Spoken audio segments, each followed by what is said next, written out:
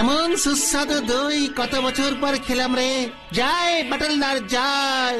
হ্যাঁ, দিলেই ভালো, না দিলেই খারাপ। সবার দিলে সব সময় ভালো। তাছাড়া বাটুলদা কি এমনি এমনি দিয়েছে নাকি এই দইয়ের হাঁড়িগুলো খেতে? নেহাত বাটুলদার ওই বন্ধু 50 হাঁড়ি দই পাঠিয়েছিল, তার থেকে মোটে 3 হাঁড়ি আমাদের দিয়েছে। সেটাই বা কম কি গো বিচ্ছুদা? আমাদের এই কজনের জন্য 3 হাঁড়ি যথেষ্ট। হ্যাঁ, নসুদারে জানাইলে 3 হাঁড়ি কেন, 3 ফোঁটা দই জুটতো কিনা সন্দেহ। তবে নসুদাকে না দিয়ে এভাবে আমরা দই খাচ্ছি, আমার কিন্তু খুব খারাপ লাগছে রে। রাখ তোর খারাপ। নসুদা আমাদের না দিয়ে সব খাবার নিজেই সবটা খেয়ে নেয়, এটা হলো তার প্রতিবাদ। নসুদারে না দিয়া দই খাইয়া প্রতিবাদ করতেছি আমরা। নসুদা যদি একবার জানতে পারে না, দই সব পেটে আর হাঁড়ি গেল ফেটে। প্রমাণ লোপাট। চিনমিনি চিকেনের চুস, মটনের ঝাকাসে ঝুস, তার সঙ্গে ব্রন ব্রগলি ফ্রাই আর কচি কচি ট্যাঙ্গালিন ফিশ। উফ, জিভে এখনই জল এসে যাচ্ছে রে। এ মানে নসুদা, তুমি এখানে? তোমার জিভে জল কেন এসে যাচ্ছে গো? কাম সারছে। তোরা এখানে আর আমি তোদের সারা পাড়া খুঁজে বেড়াচ্ছি। না নসুদা, আমরা তো দই বই বই আমরা এখানে একটু নিরিবিলিতে বই পড়ছিলাম নসুদা। তাই বুঝি? বেশ বেশ, তা তোদের বই থেকে এমন দই দই গন্ধ বেরোচ্ছে কেন? ইয়ে মানে নসুদা খাইয়া ফেলাইছি ভুল কইরা। কি খেয়েছিস? বই বই, ইয়ে মানে বই। বই খেয়েছিস? ছি ছি ছি ছি ছি ছি ছি। না মানে আমরা না, ছাগলে। বেশ করেছে, হাড়ির মধ্যে বই রেখে পড়াশোনা করলে তো ছাগলে খাবেই। নসুদা, ছাগলে বই খাইছে, কিন্তু তোমার জিভে জল আইতাছে কেন? শোন, আমি এখন থেকে মাছ, মাংস, কালিয়া, পোলাও, কর্মা, কাবাব, তারপর গিয়ে দই, এসব পচা পচা খাবার খাবার ছেড়ে দিলাম রে। কেন? তুমি সন্ন্যাসী হচ্ছে নাকি নসুদা? না রে, সন্ন্যাসী না, বিদেশি। বিদেশি এখন থেকে আমি সব সময় বিদেশি খাবার খাবো রে। ওই যে টাঙ্গালিন ফিশ, চাংহাই জুস, আরো কত কি। ও, তার মানে ওইগুলা খাবারের নাম ছিল? আলবাত, ব্রন ব্রগলি ফ্রাই, চিনমিনি চিকেন চুস। ও, আমি তো ভাবছি তোমার দাঁতে সিনসিন কইরা ব্যথা উঠছে। ওরে মূর্খের দল, আমার এক বিদেশি বন্ধু আমাকে ওই সব খাবার পার্সেল করে পাঠিয়েছে, তোদের জানাতেই তো এলাম রে। তাহলে কি আমরা যাব তোমার সাথে নসুদা? যেতে পারিস, তবে ওই সব খাবার চেকে দেখার একটা নিয়ম আছে। নিয়ম? কি নিয়ম গো নসুদা? ওই সব বিদেশি খাবার তারাই খেতে পারবে যারা জীবনে দই খায়নি। দই খেয়ে ওই খাবার খেলেই মাথার সব চুল উঠে যায়।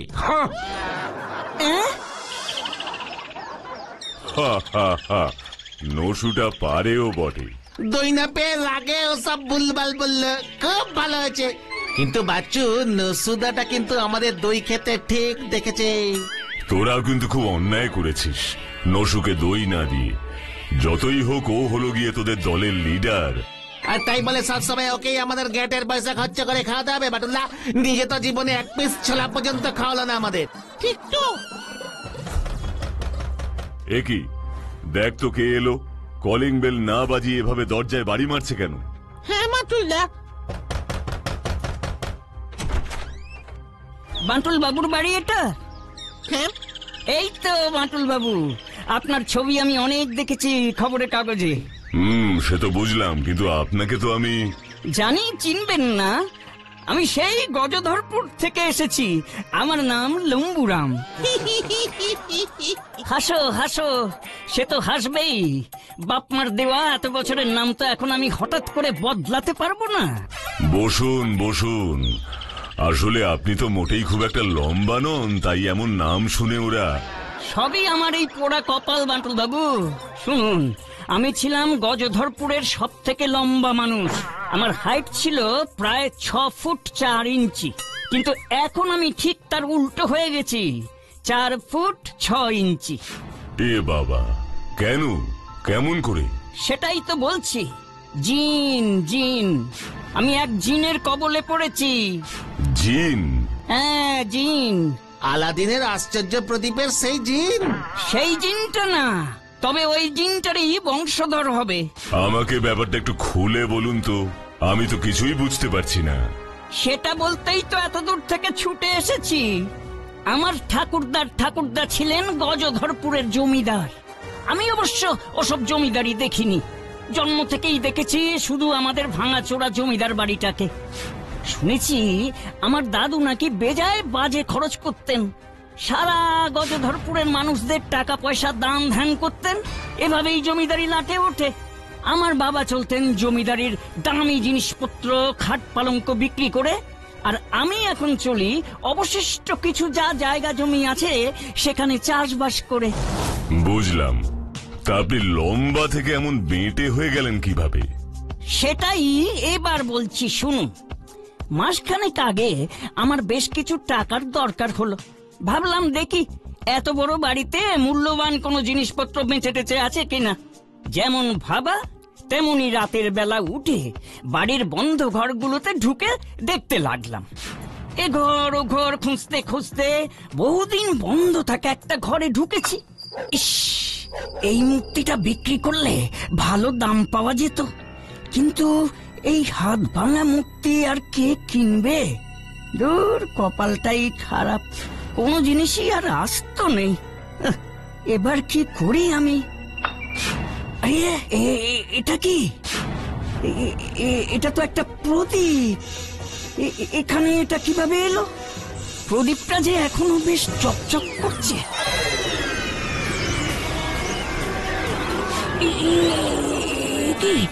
কি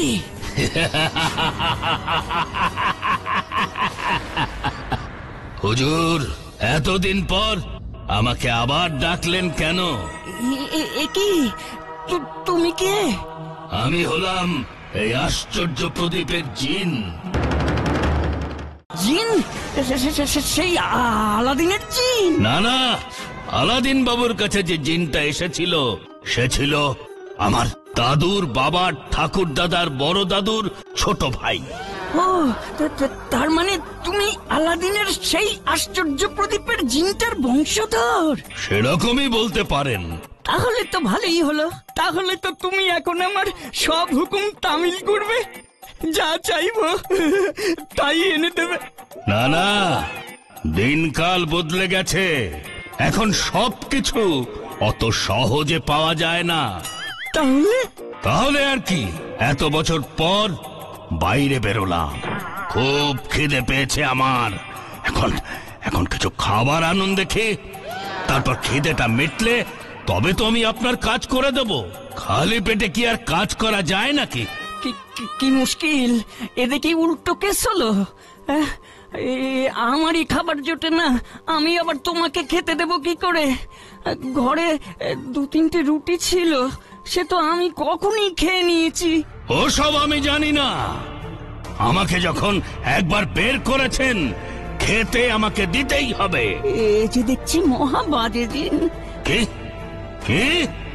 আমি বাজে জিন? একেই তো খেতে দিচ্ছেন না, তারপর আবার আমাকে বাজে বলা? জিনকে অপমান! দেখাচ্ছি মজা।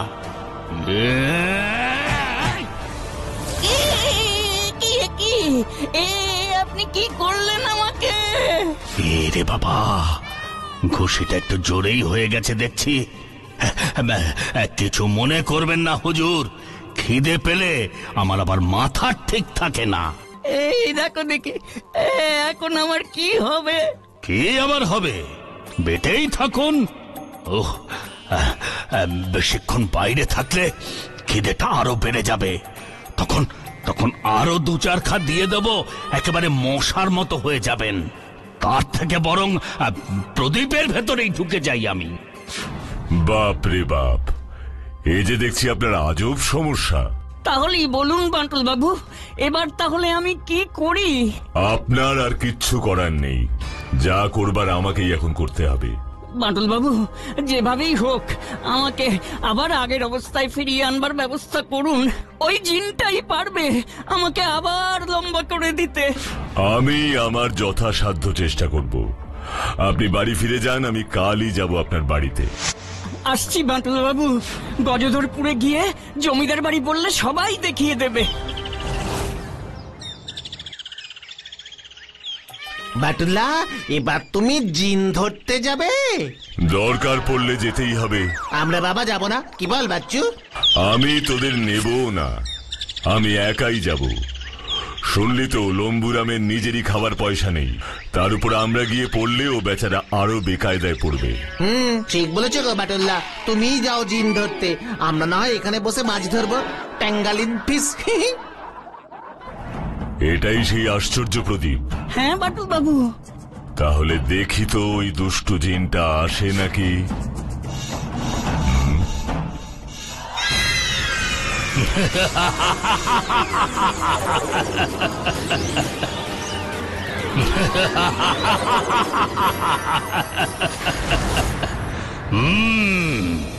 আরে, আপনি যে দেখছি অন্য লোক। আমার আগের হুজুর কোথায়? ওই যে দেখুন কি অবস্থা করেছেন ওনার। আমার খুব খিদে পেয়েছে, কয়েকশো বছর হলো পেটে কিচ্ছু পড়েনি। তাড়াতাড়ি তাড়াতাড়ি খাবার আনুন, নয়তো আপনারও এমন অবস্থা করব। তাই বুঝি? তবে আপনিও শুনে রাখুন জিন মশাই, ওনাকে টেনে আবার লম্বা না করে দিলে আপনিও খাবার পাবেন না। আর আপনি যতবার প্রদীপের ভেতর ঢুকে যাবেন, ততবার আমি ঘষে আপনাকে বের করে আনবো। আপনি দেখছি আমাদের সম্পর্কে কিছুই জানেন না। আমরা হলাম জিন, মানুষের থেকে ঢের বেশি শক্তিশালী। তাই বুঝি? আপনিও তাহলে আমার সম্পর্কে কিছুই জানেন না। কি এত বড় সাহস আমার মুখে মুখে কথা? ওরে বাবা গো, ওরে বাবা গো, মরে গেলাম গো, মরে গেলাম গো। কি কেমন লাগছে এখন? ওরে বাবারে, ওরে বাবারে, কি ভয়ঙ্কর, কি ভয়ঙ্কর মানুষ রে বাবা। আমি পালাই রে। ও যে আবার প্রদীপের ভেতর ঢুকে গেল বাটুল বাবু। তাতে কি হলো? ওকে আবার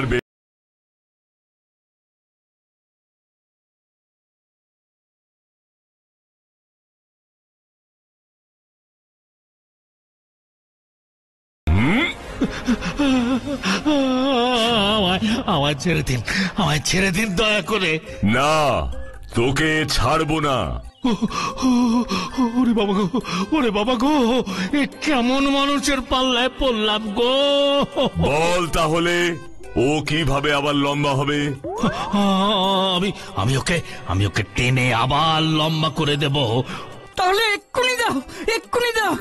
এভাবে হবে না, এভাবে হবে না। তার আগে আমাকে পুকুরে গিয়ে 500টা ডুব দিতে হবে। অনেক দিন স্নান করিনি, পরিষ্কার হতে হবে আগে। তারপর আমার 7 জন্মের সব পূর্বপুরুষ জিনদের স্মরণ করতে হবে, সকলের শক্তি আমার মধ্যে নিয়ে আসতে হবে। তারপর আমার শরীরে 7 জন্মের শক্তি আসবে। সেই শক্তি দিয়ে ওনাকে টানলে আবার উনি আগের মতো লম্বা হয়ে যাবেন। তাই বুঝি? এটা তোর চালাকি না তো? না না না না, তাছাড়া আমার ওই প্রদীপটা তো আপনার কাছেই আছে, পালিয়ে যাব কোথায়? ঠিক আছে, মনে থাকে যেন। যা, বাইরে পুকুর থেকে গুনে গুনে 500টা ডুব দিয়ে আয়। বাটুল বাবু, জিনটা ফিরবে তো? ফিরতে ওকে হবেই। আসুন আমার সঙ্গে। কিরে, কটা ডুব হলো? মাত্র 10টা। তাড়াতাড়ি কর। হ্যাঁ, করছি। তবে 500টা ডুব দিতে আমার অনেক সময় লাগবে। কিন্তু কত সময়? 50 বছর তো লাগবেই। আমার সাথে চালাকি করার ফল কিন্তু ভালো হবে না। চালাকি করছি না 10টা করে ডুব দিয়ে আমাকে 10 ঘন্টা বিশ্রাম নিতে হবে।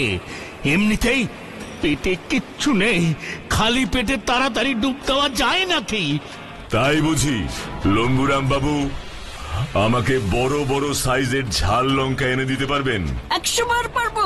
আমার জমিতেই তো এবার অনেক লঙ্কা হয়েছে, লঙ্কাগুলো খুব ঝাল। খুব ভালো, এক্ষুনি আমাকে একটা বড় বাটি ভর্তি লঙ্কা এনে দিন তো। এই তো যাচ্ছি। দাঁড়া, তোর মজা এবার দেখাচ্ছি। এই নিন বাটুল বাবু। বাহ, এতেই কাজ হবে বলে মনে হচ্ছে। দেখ জিন, তুই 50 বছর ধরে ডুব দে, আমি ততক্ষণে এখানে বসেই মিষ্টি লঙ্কাগুলো খাই। একি বাটুল বাবু, এত ঝাল লঙ্কাগুলো আপনি খাচ্ছেন কি করে? ভুলে যাবেন না, আমার নাম বাটুল।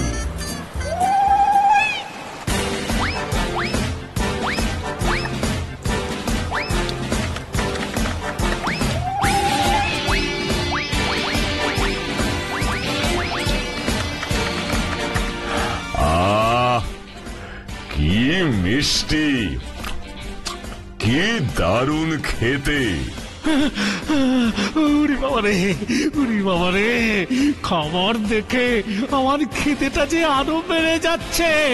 তার উপর মিষ্টি লঙ্কা খেতে যে আমি খুব ভালোবাসি। কি স্বাদ, চিনির মতো মিষ্টি। কিরে, খাবি? তোর তো এখনো ডুব দেওয়াই হলো না, খাবি আর কিভাবে? আমি আর পারছি না লোভ সামলাতে। কি খিদে পেয়েছে রে। আমি খাবো।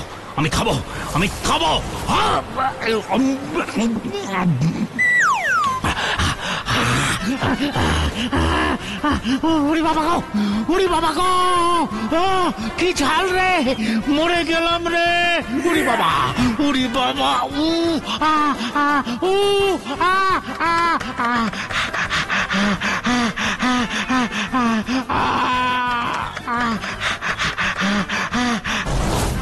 লম্বুরাম বাবু, ওর মুখে আরো লঙ্কা ঢুকিয়ে দিন তো।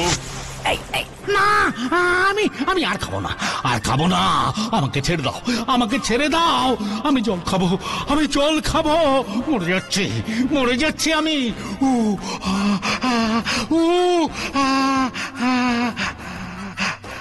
আমার সাথে আর চালাকি করবি না। আর করবো না। আমি সব কথা শুনবো। আমি জল খাবো। লম্বুরাম মশাইকে তাহলে আগের মতো করে দিবি? হ্যাঁ, করে দেবো। এক্ষুনি দিচ্ছি। তার আগে আমাকে একটু জল খেতে দাও। যা, পুকুর থেকে জল খেয়ে আয়, আমি তোকে ধরে আছি। যা। বাটুল বাবু, ওটাকে আর ছাড়বেন না।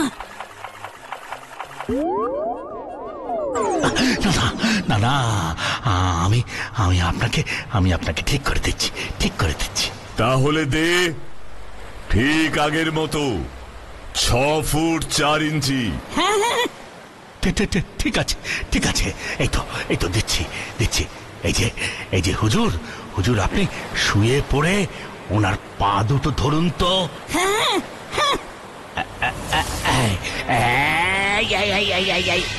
এই 4, 5, 6 ফুট আর এই 4 ইঞ্চি। আমি ঠিক হয়ে গেছি।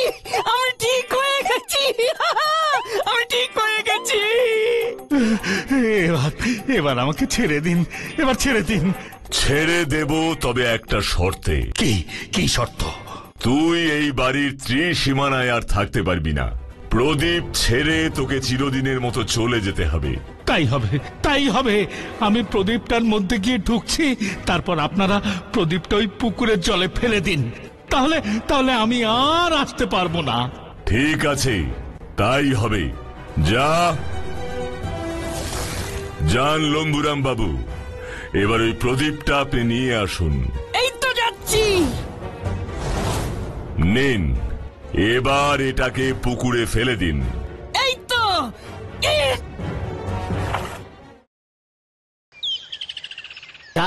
জিনটাকে ছেড়ে দিলে বাটন দা, ওটাকে নিয়ে আসতে পারলে না? দেশ বিদেশের খাবার আনিয়ে খেতাম। দূর মাথা মোটা। আচ্ছা বাটন দা, আমার মাথা যে মোটা সেটা তো জানি, কিন্তু এই মোটা মাথায় এটা ঢুকছে না যে তুমি এত ঝামেলা করতে গেলে কেন? তুমি তো টেনে ওই লম্বুরামকে লম্বা করে দিতে পারতে। ওরে, আমি টানলে যে লম্বুরাম বাবু 16 ফুট 14 ইঞ্চি লম্বা হয়ে যেতেন। এত লম্বা হয়ে গেলে তখন হতো আবার আরেক সমস্যা। আমার শক্তিটা যে একটু বেশি, কি তাই না?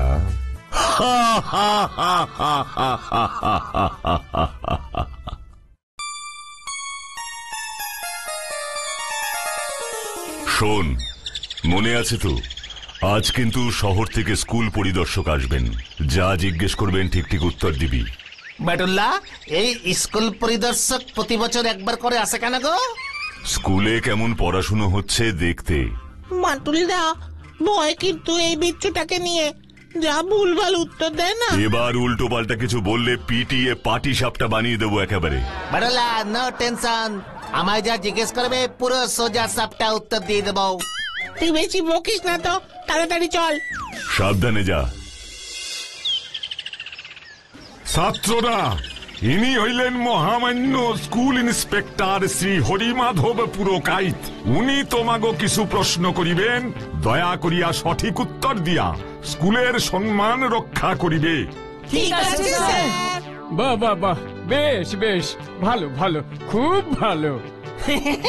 স্যার সত্যিই সব ভালো। এই রে, তাই বুঝি? তা বলো তো বালক, বরফের দেশের 5টি প্রাণীর নাম। এ তো খুব সোজা স্যার, বইতে ছবি আছে। আগে স্যার, সিল মাছ। 5টি প্রাণীর নাম করো, এটা তো একটা হলো। তাহলে স্যার 5টি সিল মাছ। কি কি? কেন স্যার, ভুল হলো? তুমি দেখছি বেড়ে চালাক ছেলে। সবাই তো তাই বলে। বাহ বাহ, তাই বুঝি? দেখি দেখি তোমার বুদ্ধির দৌড় কতটা। বলো তো ভাইয়া, পৃথিবীর আকার কি রকম? এ বাবা, এটাও তো খুব সোজা। পৃথিবীর আকার হইল 4 কোণা। এই যে হেড স্যার মশাই, আপনার স্কুলে বুঝি এসব শেখানো হয়? আগে না স্যার, মানে হ্যাঁ, মানে না, বিশু। হতচ্ছাড়া, পৃথিবীর আকার চৌকো, তোকে আমি হিমালয় থেকে ছুঁড়ে ফেলবো। তুই হঠাৎ করে পৃথিবীর আকার 4 কোণা বলতে গেলি কেন রে বিচ্ছু? আমি কি করব? এর আগে গোল লম্বা 3 কোণা লিখে লাড্ডু পেয়েছি, বাকিটা শুধু 4 কোণাই আছে, তাই তো এটাই বললাম। এটাও ভুল। যা বাচ্চু, উজবুকটাকে এক্ষুনি আমার চোখের সামনে থেকে চলে যেতে বল। যা বলছি। এই তো যাচ্ছি বাটুল্লা। একবার বিদায় দে মা, ঘুরে আসি।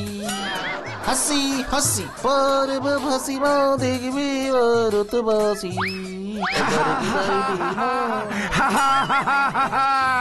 আরে নসুদা, তুমি? গটু বাটুলদা, বাটুলদার কাছে যাচ্ছি রে ভাই। একি তুমি এমন হাহা করছো কেন নসুদা? এই হাহা ঘড়িটার জন্য আমি গেলাম রে ভাই।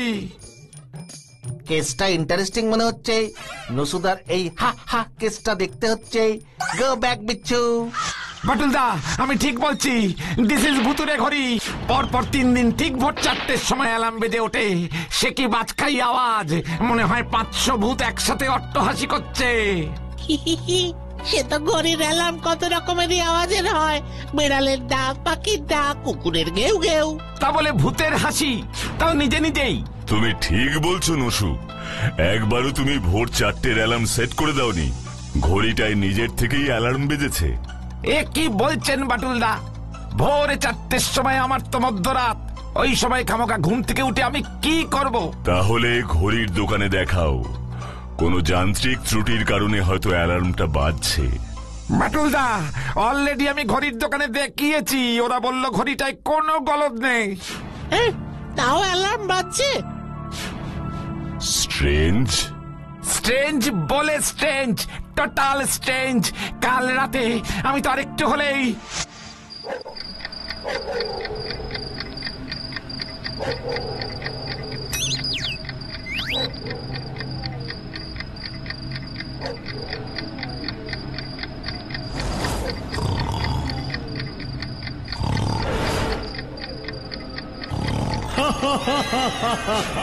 ওরে বাবা গো!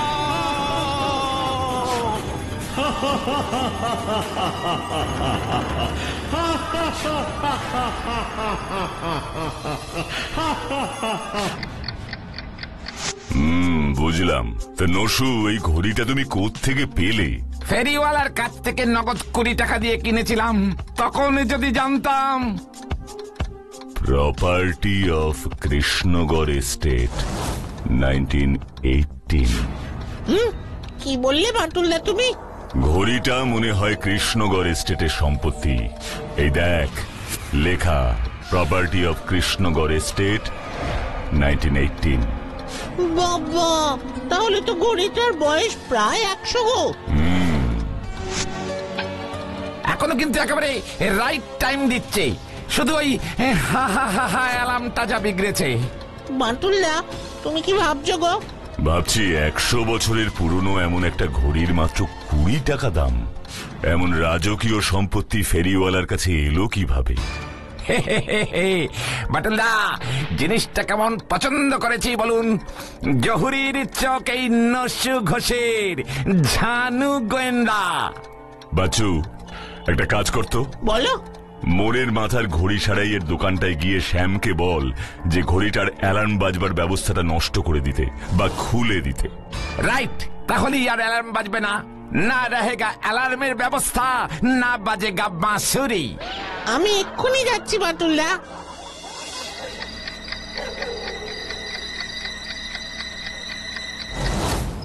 ভাগ্যিস নসুদা ওই ঘড়ি কেসটা বাটুলদার মাথায় ঢুকিয়ে দিল, নয়তো আমার 12টা বেজে যেত। ঘড়িটা কিন্তু সত্যি অদ্ভুত রে। ঘড়ির অ্যালার্ম তো আর বাজেই না। শ্যামদা তো অ্যালার্ম বাজার যন্ত্রপাতি সব ঘড়িটার পেট থেকে বার করে নিল। তাহলে আর চিন্তা কি? তাও আমার কেমন যেন লাগছে রে। একটা সিম্পল কেসকে টেনে টুনে ভৌতিক করিস না তো বাচ্চু। ঘুমা এবার।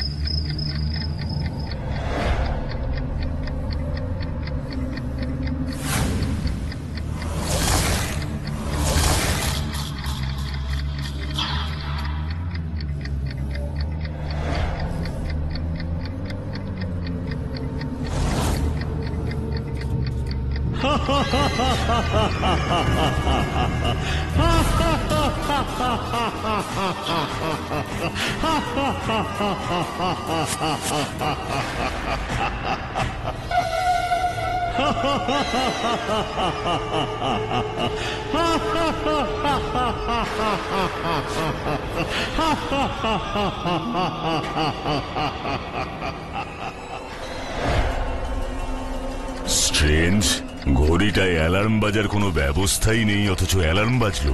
কি আছে এই ঘড়িটার পেছনে রহস্য? আমাকে জানতেই হবে, আর এর জন্য আমাকে যেতে হবে কৃষ্ণগড় এস্টেট। আমি নিশ্চিত ওখানেই লুকিয়ে আছে এই ঘড়ি রহস্যের আসল কারণ।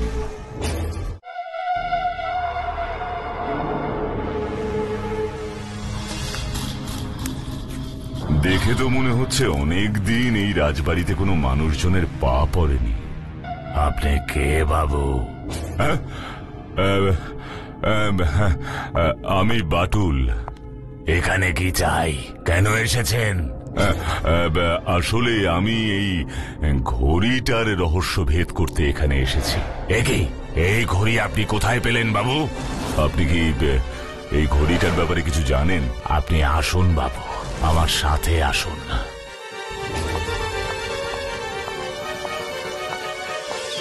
বাবু, আমার নাম বনমালী। 7 পুরুষ ধরে আমরা এই কৃষ্ণগড় রাজ পরিবারের রাজার খাস ভৃত্য হিসেবে কাজ করেছি। আজ থেকে 40 বছর আগে এই কৃষ্ণগড়ের শেষ রাজা সুরজ শেঠের অধীনে কাজ করেছেন আমার বাবা। তারপর 40 বছর আগের এক ভোর রাতে রাজা সুরজ শেঠ খুন হলেন। এরপর থেকেই রাজবাড়ি তার সমস্ত জৌলুস হারালো। রাজা সুরজ শেঠের ভাই নীরজ শেঠ এরপরেই এই কৃষ্ণগড় ছেড়ে সপরিবারে বিদেশে চলে গেলেন। রাজাহীন এই রাজবাড়ি ধীরে ধীরে হয়ে পড়ে ভুতুরে। আর আপনার কাছে যে ঘড়িটা আছে, সেই ঘড়িটা ছিল রাজা সুরজ শেঠের অত্যন্ত প্রিয় ঘড়ি। রাজা সুরজ শেঠের ঘড়ি? আচ্ছা বনমালী, রাজা সুরজ শেঠ খুন হলেন কিভাবে? আমি তখন খুব ছোট বাবু, তবে যতটা মনে আছে ঠিক ভোর 4টে ওই দিন রাজা বাবুর ঘর থেকে গুলির আওয়াজ শোনা গেছিল। হ্যাঁ, ঠিক ভোর 4টে? তোমার ঠিক মনে আছে বনমালী? কৃষ্ণগড়ের সকলেই ওই সময়টা জানেন বাবু, কারণ ওই সময় এই ঘড়িটায় ভোর 4টের অ্যালার্ম বেজেছিল।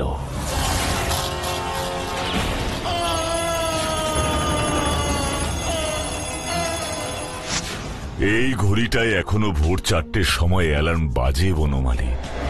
আমি জানি বাবু, তাই তো ওই ঘড়িকে আমি বিদেয় করে দিয়েছিলাম পুরনো ভাঙাচোরা জিনিস যারা কেনে তাদেরকে। আপনার হাতে এই ঘড়ি এলো কিভাবে বাবু?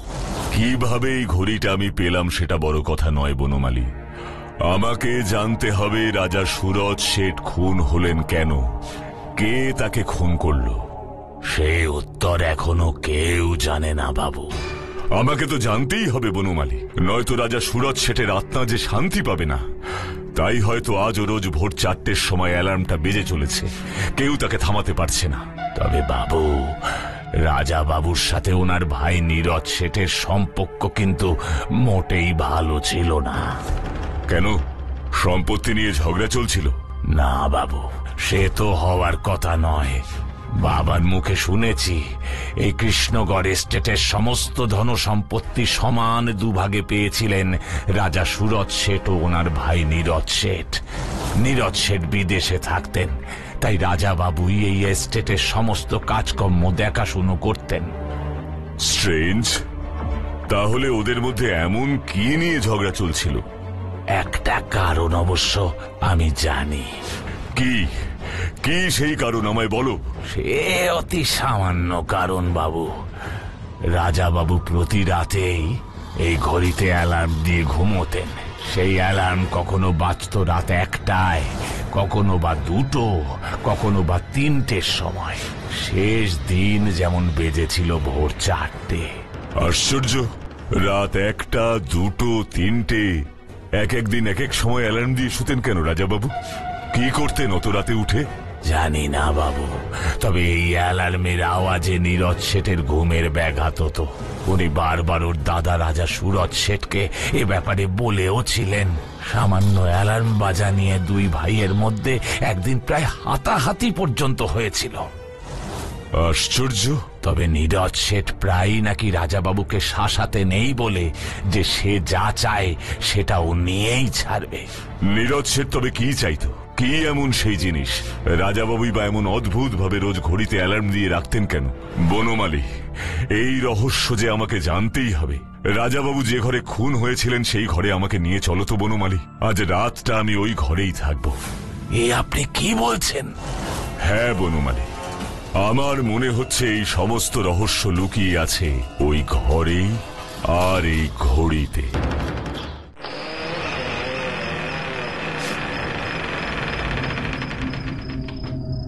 এই হলো রাজা বাবুর সেই ঘর, যে ঘরে উনি খুন হয়েছিলেন। আর ঘড়িতে তখন 4টের অ্যালার্ম বাজছিল।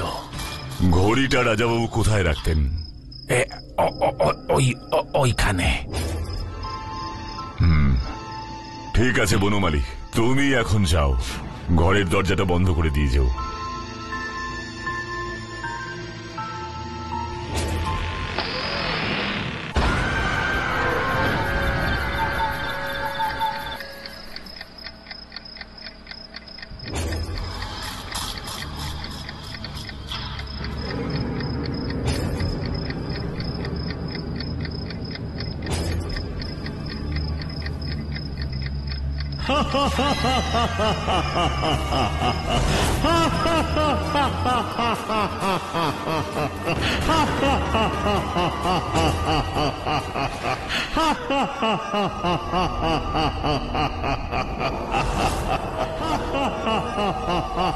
না না না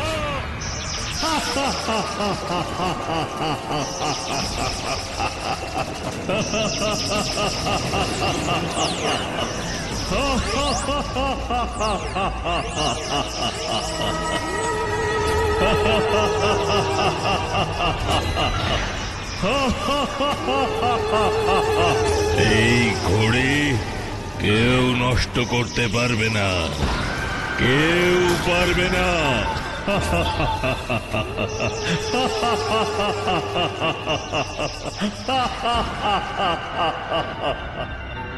কে কে আপনি? রাজা সুরজ শেঠ? হ্যাঁ, আমি রাজা সুরজ শেঠ। কি রহস্য লুকিয়ে আছে আপনার এই ঘড়িতে? কেন ঠিক 4টে এখনো অ্যালার্ম, মানে আপনার ওই হাসি শোনা যায়? আমি সব বলবো, কিন্তু শর্ত একটাই, আমার ভাই ওই নীরজ শেঠকে শাস্তি দিতে হবে। ও আমাকে খুন করেছে। আমাদের বংশের সব থেকে মূল্যবান রত্ন নীলকান্ত মণি ও চুরি করেছে। নীলকান্ত মণি? হ্যাঁ, নীলকান্ত মণি।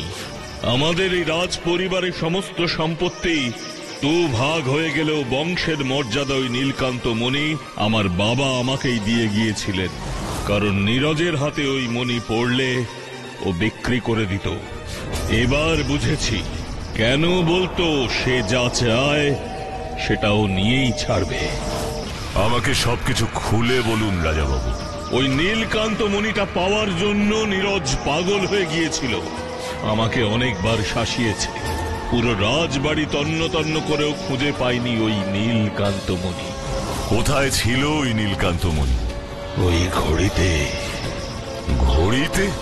হ্যাঁ, ওই ঘড়ির ভেতরে যে এত মূল্যবান একটা রত্ন থাকতে পারে সেটাও বুঝতেই পারেনি। এখনো সেই রত্ন ঘড়িতেই হয়তো আছে। কি বলছেন কি আপনি? ওই মূল্যবান রত্ন আপনি ঘড়িটার মধ্যে রেখে দিয়েছিলেন? আর প্রতিদিন রাতে এক এক সময় আমি অ্যালার্ম সেট করে দিতাম। কোনদিন রাত 1টায়, পরের দিন হয়তো 1:30টায়, আবার তার পরের দিন হয়তো 2টোয়, কখনো বা 3টে সেই অ্যালার্ম বাজত। কিন্তু কেন? নীরজ বুঝতেই পারত না ঘড়িতে অ্যালার্ম কখন বাজবে, আর তাই রাতের বেলায় আমার ঘরে ঢুকতে সাহস পেত না। পাছে অ্যালার্মের শব্দে আমার ঘুম ভেঙে যায়। অ্যালার্ম কখন বেজে উঠবে এই ভয়ে। কিন্তু ও তো ঢুকেছিল। হ্যাঁ, সেটাই ছিল আমার জীবনের শেষ রাত। ও ভেবেছিল অ্যালার্ম হয়তো 1টা থেকে 3টের মধ্যে বাজবে, কিন্তু সেই দিন আমি অ্যালার্ম সেট করেছিলাম ভোর 4টে। দুর্ভাগ্যক্রমে ও ঘরে ঢুকতেই অ্যালার্ম বেজে ওঠে। আমি জেগে যাই, আর সঙ্গে সঙ্গে ও আমাকে গুলি চালায়।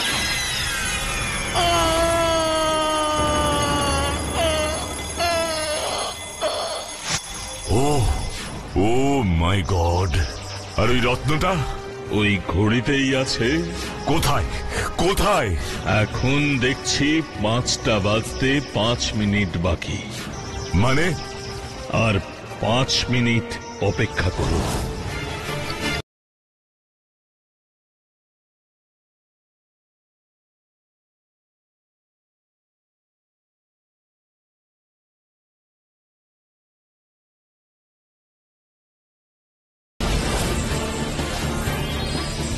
নীলকান্ত মণি, কি আশ্চর্য উপায় লুকিয়ে রাখা।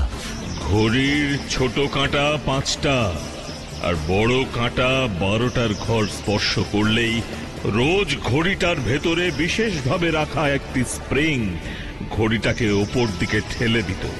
আমি রোজ মণিটাকে বার করে পুজো করতাম।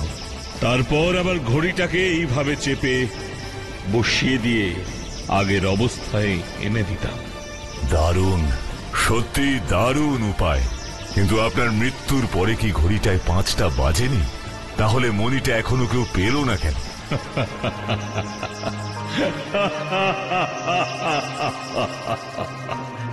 এতদিন ধরে মণিটাকে রক্ষা করেছি আমি। কিভাবে? এই চাবি হলো আসল। এই চাবি দিয়ে বন্ধ থাকতো নীলকান্ত মণির এই গোপন কুঠুরি। প্রতিদিন ভোর 5টায় এই চাবি ঘুরিয়ে এই ঘড়ি থেকে নীলকান্ত মণিকে বের করতাম আমি। এটাই ছিল আমার অভ্যেস। সত্যি অবাক হতে হয়, অদ্ভুত এই ব্যবস্থা। 1918 এই ঘড়ি আমার বাবা নিয়ে এসেছিলেন সুইজারল্যান্ড থেকে। সেটাকেই আমি আর একটু পাল্টে নিজের মতো করে নিজের কাজে লাগিয়েছিলাম। মণিটাকে রক্ষা করতে পেরেছি, কিন্তু নিজেকে পারলাম না। ওই নীরজ শেঠকে আমি ধরে শাস্তি দেব রাজাবাবু। তার আগে আমি এই মণি আপনাকে দিতে চাই। আশা করি সরকার এটাকে সংরক্ষণ করবে। নিশ্চয়ই। এতদিন পর আমার আত্মা শান্তি পেল, আর আমিও মুক্তি পেলাম। মুক্তি, মুক্তি, মুক্তি।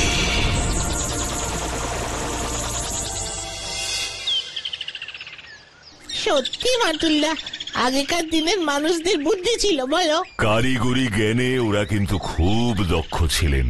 সূর্য ঘড়ি, হাওয়া মহল, ভুল ভুলাইয়া সমেত কত অবাক করা জিনিস তো সেই কত বছর আগেই তৈরি হয়েছিল, যা এখনো আমাদের কাছে বিস্ময়। তার তুলনায় এই ঘড়িটা তো নিতান্তই সামান্য, কি তাই না?